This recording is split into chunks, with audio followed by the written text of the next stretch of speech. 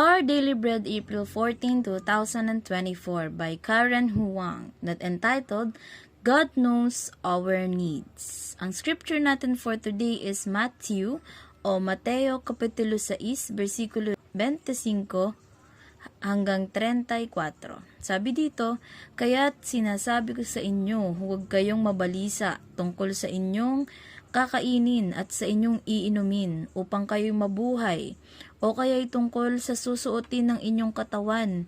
Hindi ba't ang buhay ay higit na mahalaga kaysa pagkain at ang katawan kaysa damit? Masdan nyo ang mga ibon, hindi sila nagtatanim ni umaaniman o kaya'y nagtitipon sa kamalig, ngunit pinapakain sila ng inyong ama na nasa langit. Hindi ba't higit kayong mahalaga kaysa sa mga ibon? Sino sa inyo ang makakapagpahaba ng kanyang buhay ng kahit isang oras sa pamamagitan ng kanyang pagkabalisa? At bakit kayo nababalisa tungkol sa pananamit? Isipin nyo kung paano tumutubo ang mga bulaklak sa parang. Hindi sila nagtatrabaho ni gumagawa ng damit. Ngunit sinasabi ko sa inyo, kahit si Solomon sa kanyang karangyaan ay hindi nakapagdamit ng singganda ng isa sa mga bulaklak na ito. Kung dinadamitan ng Diyos ang damo sa parang, na buhay ngayon at kinabukasan ay iginagatong sa kalan, kayo pa kaya? Kay liit ng inyong pananampalataya sa Kanya. Kaya't huwag kayong mag-alala na baka kayo kapusin sa pagkain, inumin o damit. Hindi ba't ang mga hentil ang nababahala tungkol sa mga bagay na ito? Alam na ng inyong Ama na nasa langit na kailangan nyo ng lahat ng ito.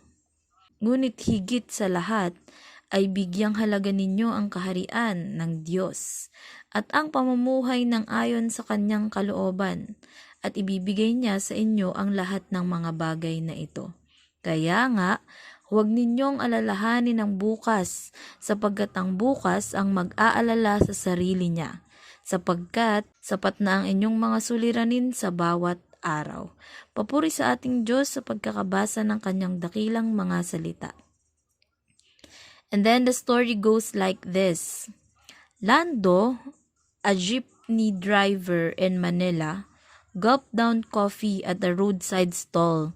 Daily commuters were back again after the COVID-19 lockdowns. And the sports event today means more passengers, he thought.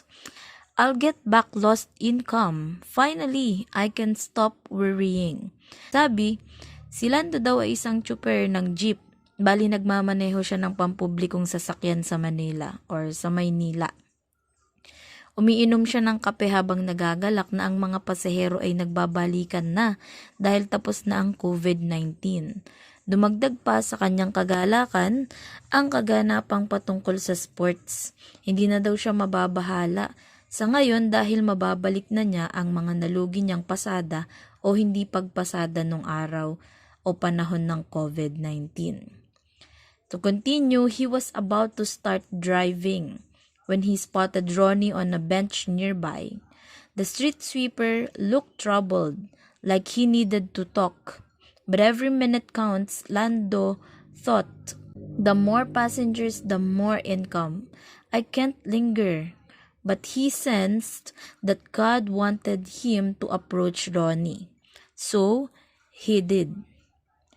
And then sabi, nakita niya daw ang isang street sweeper na nakaupo sa bench at mukhang nangangailangan ng makakausap. Ito ay si Ronnie. Pero nag-aalangan siyang lapitan to dahil nga sa padagsa ng padagsang mga pasahero at hindi kakayanin ng kanyang oras na kumausap pa ng iba dahil sayang ang kikitain. Ngunit mayroon talagang tulak ang Panginoon kay Lando, kaya't pinakinggan niya ito. Nilapitan niya si Ronnie at kinausap. To continue by then, the statement goes like this.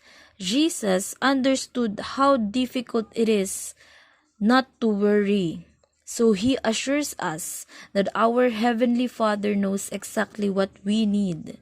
We're reminded not to be anxious, but to trust Him and devote ourselves to doing what He wants us to do. As we embrace and obey His purposes, we can have confidence that our Father, who clothes the grass of the field, which is here today and tomorrow is thrown into the fire, will provide for us according to His will, just as He provides for all creation. Alam nyo kanina, share ko lang kanina sa church, nagkaroon ng saglit na life group about sa katuruan ni Pastor. It is about surrendering our lives to God. Isang tanong yung nagpaisip sa akin. Sabi doon, bakit daw kami nasa church? Is it by your will or His will kaya kami nandun? Ang hirap, no? Kasi pwede mong sabihin na will mo, kaya ka nandun. Kasi nga gusto mo. Kasi nga may calling sa'yo. Pero will pa rin ng Lord yun, di ba, kapag natawag ka?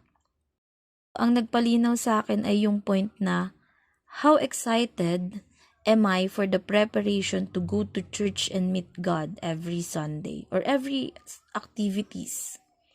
Do I still have a heart that is joyful to praise and worship Him all the time? Kasi, pwede nga namang pumunta doon at humarap sa maraming tao habang nakangiti ng wagas. Tapos sabihin, good morning po. O kaya, God bless po. Pwede ding magpakanta at kumanta o tumugtog ng napakaganda sa pandinig ng mga tao. Pwedeng mag-talk o preach sa harap ng hindi nagkakamali. Pero wala sa puso. We can deceive the people. We can act. We can do such things kahit walang tapat na puso. Pero kasi yung will ng Lord, ang ini-evaluate ay yung tapat na puso. If we fully surrender our lives to God, we don't have to worry about anything else. So kung ano man yung iniisip natin na nagpapawala sa focus natin to have a heart that is burning upon the love of the Lord, we must all surrender that. At doon lang natin masasabing, this is God's will and my choice.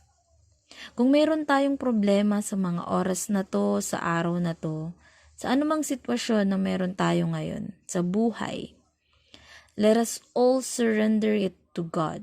He knows what will happen. And now, because of Lando's conversation with Ronnie,